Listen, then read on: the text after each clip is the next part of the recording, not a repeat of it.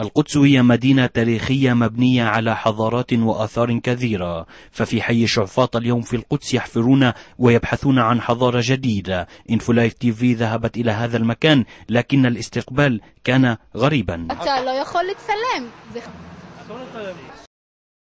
في نهاية الأمر سمح لنا بالدخول. مؤسسة علوم الآثار في إسرائيل تحفر في هذا المكان، وعلى ما يبدو اكتشفت شيء جديد. בלב שכונת שועפאט, על הדרך הראשית לרמאללה, התגלה יישוב יהודי שלא מוכר עד כה. היישוב נוסד לאחר חורבן בית שני, לאחר חורבן ירושלים שנהרסה בזמן המרד הגדול נגד היהודים, והתקיים כפי הנראה עד למרד שני של היהודים כנגד הרומאים, מרד בר כוכבא. דהיינו בין 70 לספירה עד 130 לספירה.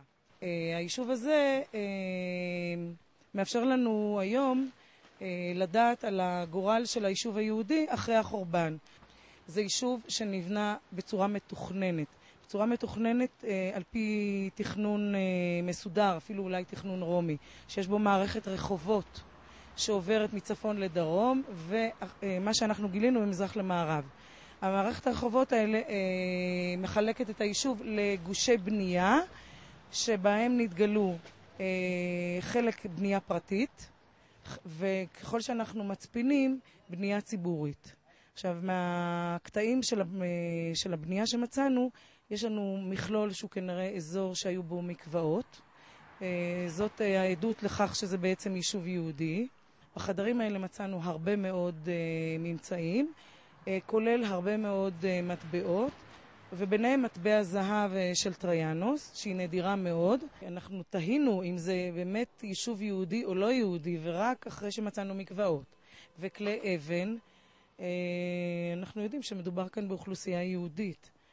قمنا أيضا بفحص رأي المواطنون العرب الذين يسكنون في حي شعفاط حول هذه الحفريات. هذه البلد انهدت 7 مرات، إذا ما حدش بيعرف التاريخ، 7 مرات من الزلازل والبراكين انهدت.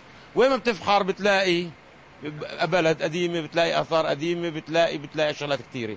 وأهلا وسهلا، يجيبوا زوار ويزوروا المنطقة، ما هي منطقة مقطوعة بدها زيارة. אני בכלל עוברת כאן חוויה מיוחדת, כיוון שאנחנו עובדים עם פועלים ממזרח ירושלים ומשועפאט, בלב שכונת שועפאט, ועם ממצאים יהודיים, ונראה לי שדווקא החיים, ואולי גם העבר, מראים שיש איזשהו שיתוף פעולה יפה, נכון ואמיתי.